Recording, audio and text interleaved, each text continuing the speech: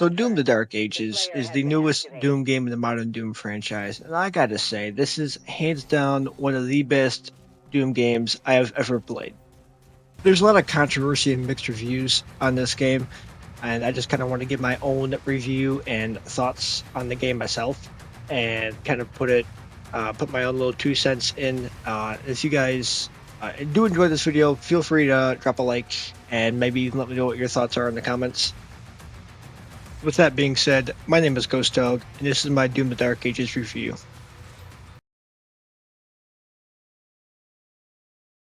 So the Dark Ages really set a different tone and setting compared to Doom 2016 and Doom Eternal, and I think that is a really good factor, and I'm really glad they did something like that. They completely changed the tone, they completely changed the gameplay, they completely changed everything compared to the past two games. And one of these changes being that this game is a lot more cinematic than the other two titles.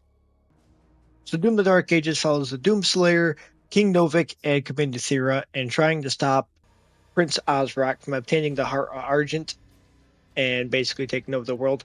And they use very in-depth and story-filled cutscenes to do so, which is usually unusual for the Doom games. And there's a lot of controversy around it. Some people really like the cutscenes, some people really don't prefer the cutscenes. They just prefer, slaying demons, since ideally that is what Doom is all about.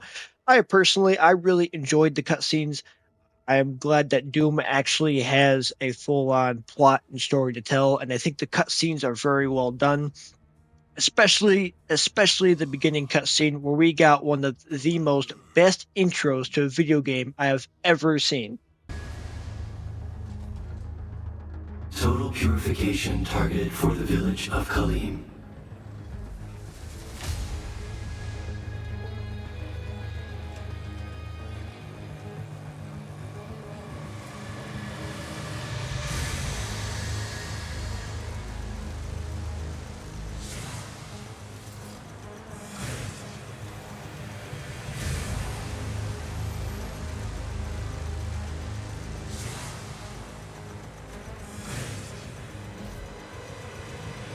Launching the Slayer in 3, 2, 1. Release.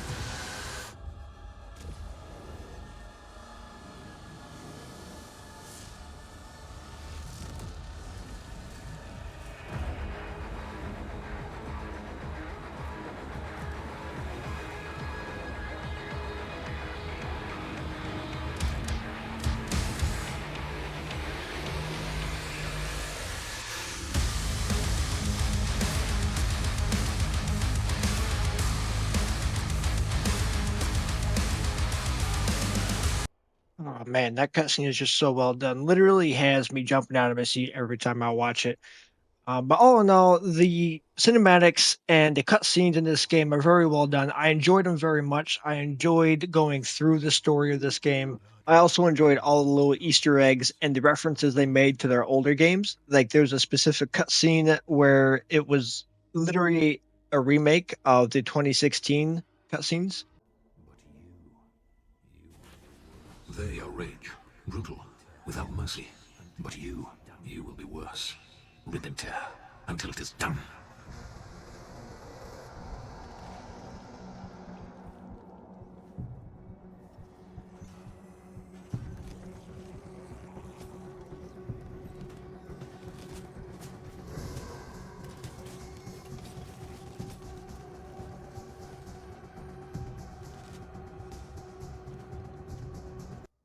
And that was only the first of many little references they made back to the older games. And I think that is very good. I absolutely enjoy when games do that type of stuff. And just the story, the cutscenes, just to kind of get it back on point, I think is really well done. I really enjoyed it. Uh, I enjoyed the story, and I enjoyed everything that the game had to tell. And I would be completely okay if the future Doom games kind of followed the same concept with more cinematics and more story. But also at the same time, you're still able to slay demons and do what you're supposed to do in Doom. So yeah, I think I would be okay with that.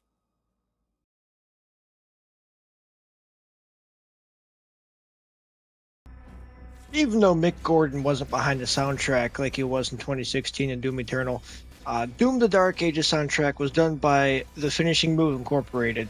And needless to say, they still did a fantastic job in delivering a Doom, I guess, Doom quality soundtrack, where they still made you feel badass while listening to the music. Every fight song, every fight sequence, I want to say it fit the scenario perfectly.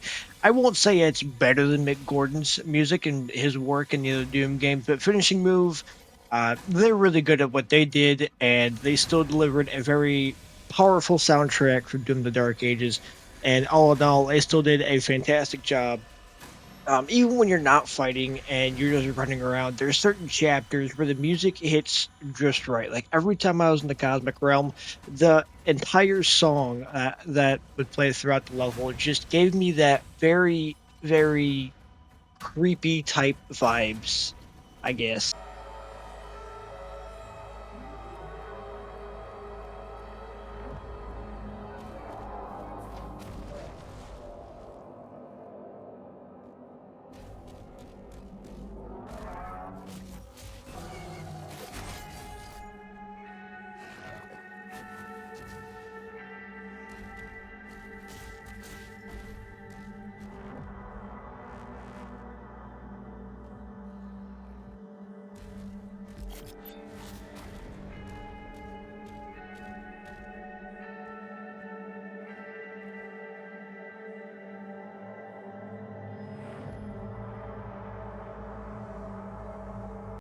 The music just fits so well into the setting and the area that you were in, regardless if you were fighting or not. And I think Finishing Move just did a really good job at doing that.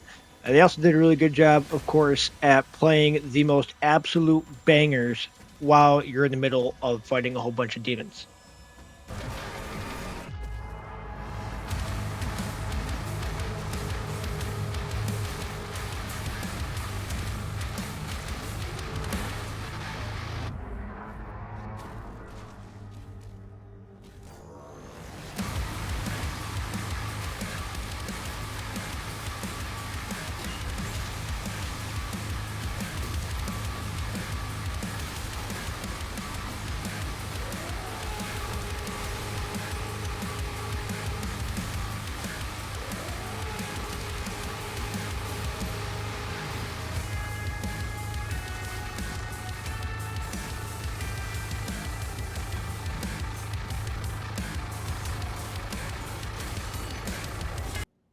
I will say easily that Unchained Predator and Into the Ashes are my top two favorite songs in the soundtrack.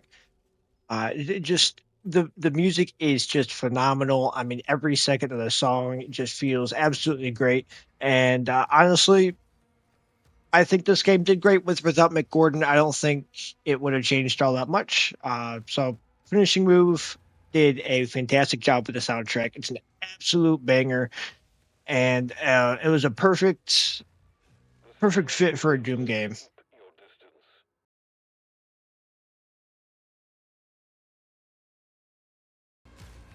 Doom: The Dark Ages sets a completely different setting and environment compared to the past two Doom games. Instead of a more technological advanced UAC facilities and a bunch of stuff, most of the game you spend in Argent which is a more medieval type set environment and setting. Considering the Dark Ages took place way before the modern Doom games even took place, anyways, and it is a very nice touch to have a more medieval, older like setting and environment compared to the more technological advanced and a whole bunch like the UAC and the other Doom games. Dark Ages, you even have little sentinels running around, and you can see civilians, sentinel soldiers, and just a whole bunch of people from Argentina literally everywhere on every mission. And I think it sets the setting even better and in this game. Obviously, as in every other Doom game, you journey back into Hell for a few chapters, and even though Hell looks somewhat similar to the other Doom games because it's, well, Hell, its software still has an amazing way of making it look different each and every time. In this game, you can see that Alzrek's got his own little, I guess, village going on inside Hell. He's got his own big castle. That's usually the main point of going into Hell is to try and assault the castle. Just the landscape, you got literal fire falls, lava falls, whatever you call them. You can see structures way off in the distance, volcanoes, fire, lava, everything Hell should look like. The Atlan mech suits in the game are also really, really cool for setting, especially in Hell, because you've got just a bunch of tinier little buildings and stuff that you can just literally smash through and run over, and bridges you can collapse. As you push closer and closer to the fortress, obviously they get bigger, the fortress gets taller and more looming, and just all in all, the detail in for the detail in Hell still looks really well. It's really well done. For an environment that's really just fire and lava, id Software has a really good way of putting detail in it and just making it look really well. The Cosmic Realm was a really interesting and, needless to say, fascinating chapter or few chapters in the game. Full of water, tentacles, weird, dangly creatures. It was really the type of chapter that gave me the Hermaeus Mora dimension vibes in Skyrim. A lot of the dimension features a literal abyss. You got random pillars and tentacles sticking out of both below you and above you, and you can't see where they're sticking out from. All you can see is a big green haze or smoke. And you got weird tentacle flying type demons just flying all around. It's a really interesting dimension. A lot of the portals, I guess, a lot of the portals are really just, I guess, water portals. You just end up going through weird, irky green water or weird flying green rings, kind of like the same concept from the Codemaker world and Doom Eternal. And the whole thing is just really fascinating. Fight sequences are really good. The music really makes it feel like you're in some weird type of dimension. Uh, the the backdrop is wonderful. You got random tentacles just coming out from the ground. I really enjoyed these two chapters, two or three chapters, especially when you got to the temple in the dimension, and where it's literally just a wasteland of broken ships, murky water. You got even more flying demons and even flying debris from the ships as you push your way to the temple. And all of it is just super fascinating. And you got random parts where you're swimming through water again, and you're actually swimming through the shipwrecks. You're swimming through crashing boats. There's even parts where you have to go through boats, and it's literally just a ship graveyard. And I think that was a really nice but also weird feature to the chapter. And I think for a game where they're actually traveling different dimensions and stuff like that, I think they did a really good job. And I didn't think I would find myself so fascinated in such a weird and creepy dimension, but yet it's fascinating and interesting at the same time. I don't know. For me, it's a really weird combo that I really enjoy. Even the Harbinger of Souls mission in the game, where you're basically in the underworld and you're part of the undead, was also a really good setting for the game where in the room where you first start up in, you got literal human limbs and bodies embedded into the walls, sticking out. And your whole plan is to ideally get a ship to bust out from the underworld, and just the whole trip there is just a beautiful masterpiece. As you've got literal souls of the undead just standing there waiting to be freed as well, and you've just got a huge blue flamed lake just all around you. And the whole theme of the mission, I think, is really good, as well as the Belly of the Beast mission, where you're inside the stomach of the old one. Again, another really well developed setting, and just all around the whole entire game, the setting for this game is just freaking awesome.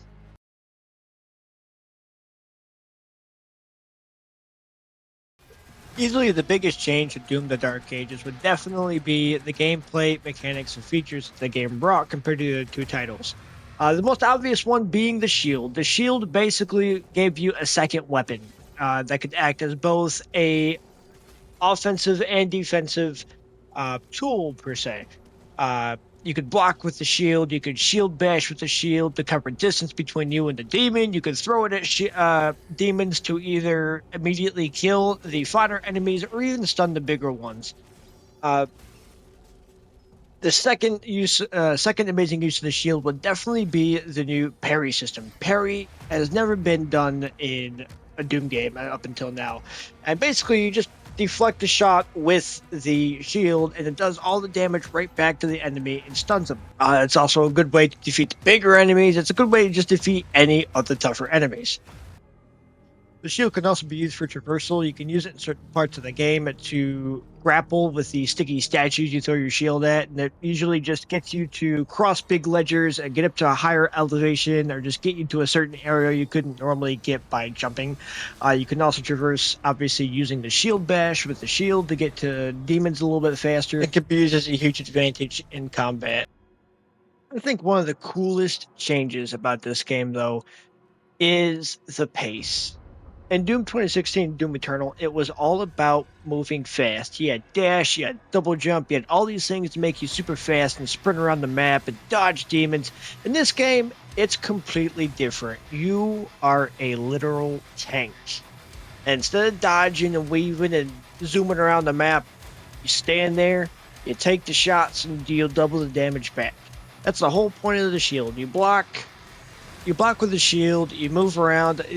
Don't get me wrong, you still need to move. You don't just want to stand in one place, but you don't need to move at Mach 10 speed throughout the arena. You can just move, strafe around, trying to get a good opening spot, use your shield to block, and just take the blows and deal them right back, especially with the parry system. The parry system also makes that really easy, really cool, and it works really well. It's not about being fast, it's about being a tank and strafing and moving around, getting good opening spots, and then using your shield to block and parry and stun, and then take advantage of that opening you made with that. I think that is one of my favorite parts of the game. You know you are a tank in this game because you feel like a tank. When you are sprinting, when you're moving around, you feel the weight. Your screen shakes. If you jump down from a good height, fodder enemies just immediately just shatter, just disappear at your slightest approach. You are a freaking tank, and you can feel it every second of the game. Now, don't get me wrong, the game is not slow paced. It's definitely fast moving. There's a cool option feature in the pause menu. You can speed up the game speed and make everything around you faster. Parry windows are slower. Attacks are faster. Your attacks are faster. Enemies move faster. But you are the objective and the strategy is not to evade and dash around. You need to stand your ground, strafe, get an opening, and use your shield to defend yourself. And I love that about this game. The amount of combos you can do with your shield too are amazing. When you're fighting bigger enemies and you parry with your shield, you have a split-second window to get some damage in while they're stunned. Some of the weapon upgrades you can have work with the parry system really well and makes for some really cool combos.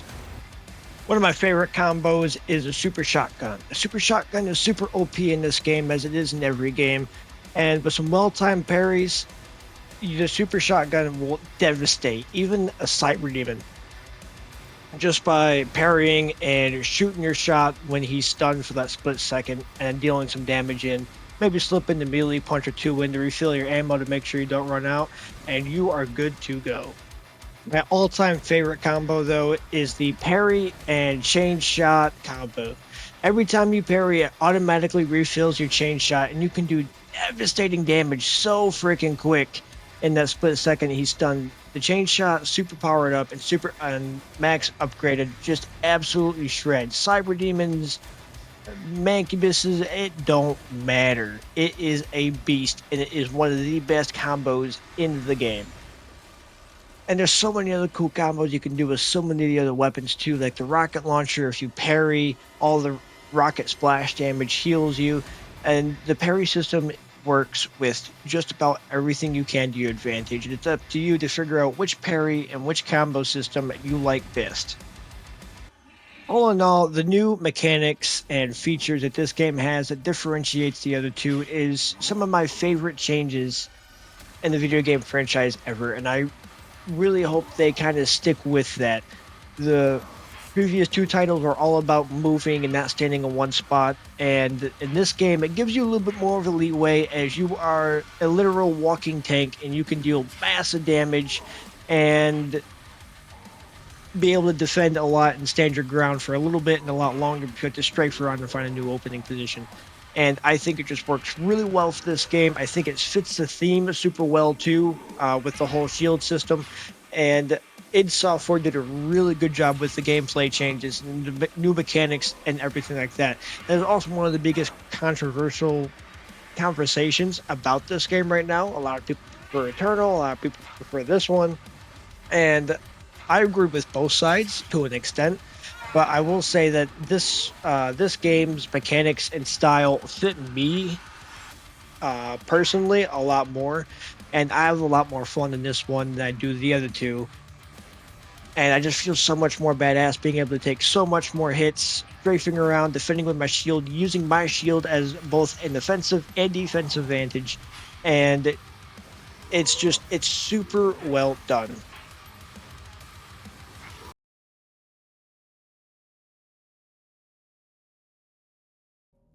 Not too much to say about this part. I do think that the Dragon and Atlan Mech chapters, I think they were really fascinating. I enjoyed the Atlan Mech a lot more than the Dragon riding, just because it felt more powerful. I had a lot more blast. I had a lot more of a fun time punching giant demons in the face with my robotic fist than I did flying around on a dragon, shooting at turrets and shooting at big cyber demons with turrets on their back. I don't know. I just found the Alan Mech more of a good time. And don't get me wrong, they're both really cool features to the game. I like them both a lot. It's a nice change up in between the game than just running and gunning and shooting down demons. It's a nice change of pace. I just prefer the Atlan Mech over the Dragon.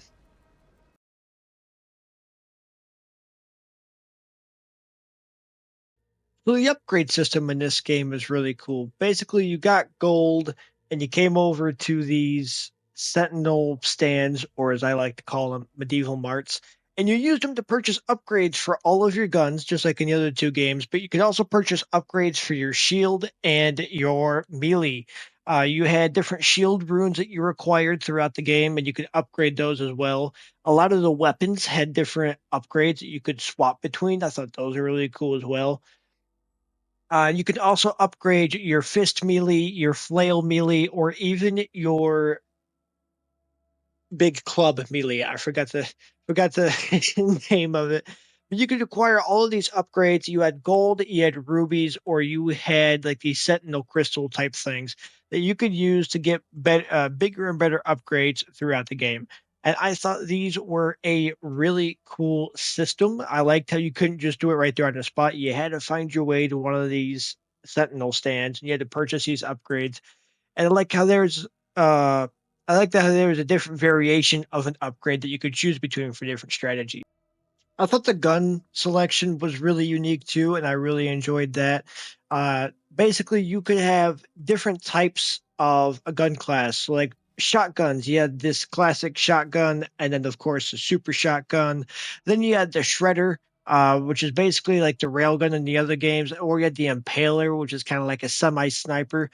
The cycler and the accelerator were really good plasma guns, super good fire rate.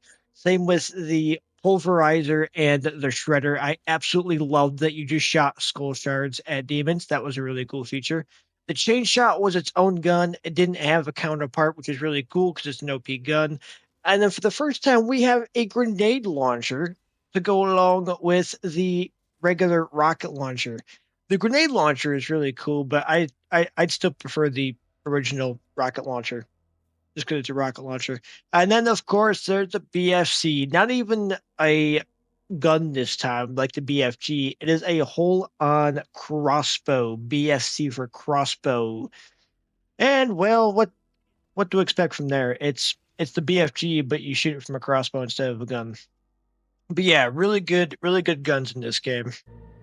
As always, per Modern Doom games, the codex is back. And I'm going to use the codex for this part specifically so I can go over all the different types of demons. So I like how it has all of the old demons, the imps, the zombies, the soldiers. We got the imp stalkers. We got new ones like the Pinky Riders, the Hell Cultists, Shield Soldiers, Knowing Bastards, the Hell Knights, as iconic as ever. Stone Imps, more Imp Stalkers, all sorts of demons, classic Mancubus, the Titans, the dudes we fight in the mech, Lost Souls, the annoying bastards, the Chain Gunner Soldier, those guys also annoying, the Vagaries, Hell Ships, all the old demons and all the new demons here in the game, I think are designed super well. I like how they also have their old medieval kind of like touch before they kind of look the way they do in like Eternal and stuff like that. They did have kind of like an older look to them, especially with the Revenant having like a hood and like scythes and like a devil type look type to it. You got all the cosmic realm demons, kind of a mixture of the cosmic realm and demon world like clashing together. I thought that was really cool. You got armored hell knights, those things. Like why? But yeah, I think the demon choice, I think the demons look really good. I'm glad they had older demons and even new demons. And of course, there's the locations, the weapons, the characters that all of the codex shows you, all the info, all the lore you need to read for pure Doom entertainment. Mission challenges, as classic as ever. I'm glad those are back. And the weapon mastery challenges, some of them are annoying. I'm not going to lie. Cool, but also just annoying.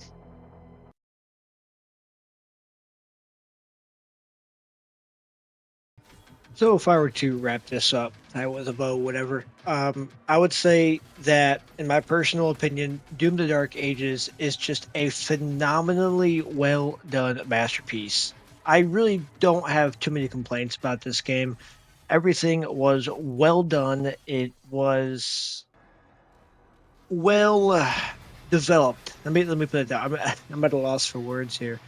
The story was really well done. I'm like I said, I'm a man of who likes a good story in a video game, and I like how Doom: The Dark Ages has a little bit more in depth and more cinematically improved storyline. Like you actually have a truly sought out reason behind each chapter and why you're going to all these places and slaughtering all these demons, and I think it's just really well done. The gameplay is one of my favorites. The shield and the different types of melee attacks and melee weapons and different shield runes and all that stuff I personally love.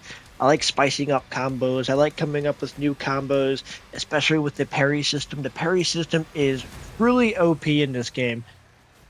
And even if it gets a little bit too easy for you, you can even go into the settings. You can increase the game speed. You can shorten the parry window timers. You can do a whole bunch of stuff in the settings to make the game harder or to make the game just right to your play style or however. And I think that is really well done. You basically get to make your own game and you can adjust it from there, whether you want to increase the difficulty or make it a little bit less difficulty. It's pretty much the game is in your hands. And that's what I really like. The movement, it's not so speed paced. It's a little bit more defensive based. It's like I said, it's one of my favorites. I'm really glad something like that is truly in the game. This topic is hugely controversial to a lot of people. I've had several discussions with people about this game and compared to the modern Doom games. Some people like 2016 and Eternal better. Some people like this game better. And yeah, I can respect both sides. I can understand both sides to an extent, But me personally, my soul-based opinion is I like this game a lot better. I like how it's not the same motto as the other two games, where it's, dash around, move around, be fast, evade, and dodge. This one's more be defensive, stand your ground a little bit more, strafe around and move around when need be, and parry, search for openings. If you can't, make your own openings, and it's just stuff like that, dude. I like how the parry system creates an opening for so many different combo attacks, whether it's for a specific gun, well, it's for a specific melee health, it's even with a specific shield. And the shield it's its own thing. I like how you basically have a weapon in each hand now, except one of the weapons you can either use for the offensive or the defensive.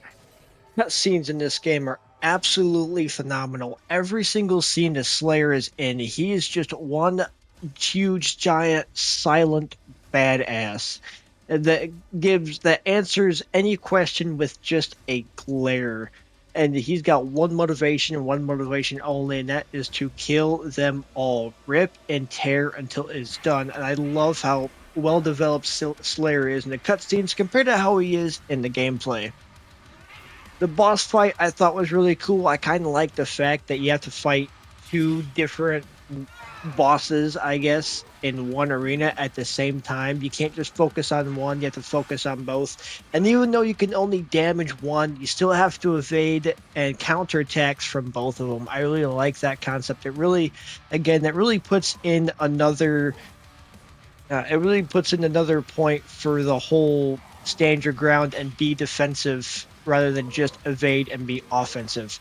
This boss fight is perfect for that. You get to use your shield, you get to parry, you get to block all of the attacks, you get to block the attacks from the one that's shielded and keep focus and fire on the others.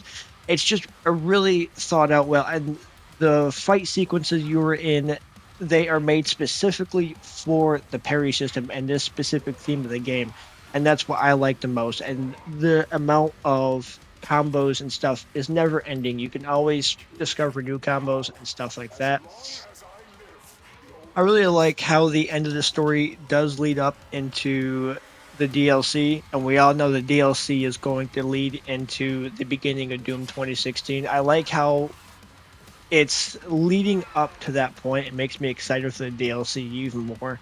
I'm not going to lie, when I played the end of the game on stream, I thought that the end of the game would be the part where they all go like into hell and never come back, as it is said in Doom War. But obviously, they all came back from the ending cutscene, and obviously that would be the case because, well, a DLC. But I can't wait for DLC to come out. Still no release date as to when it comes out, but I'm excited for it. I'm excited for the future of Doom games. I hope they continue with the whole changing up the pace. No game is the same type concept. There's a different strategy and a different theme and a different pacing for every game. That is what I would absolutely love to see. But other than that, ladies and gents, this concludes my review video. I truly hope you enjoyed.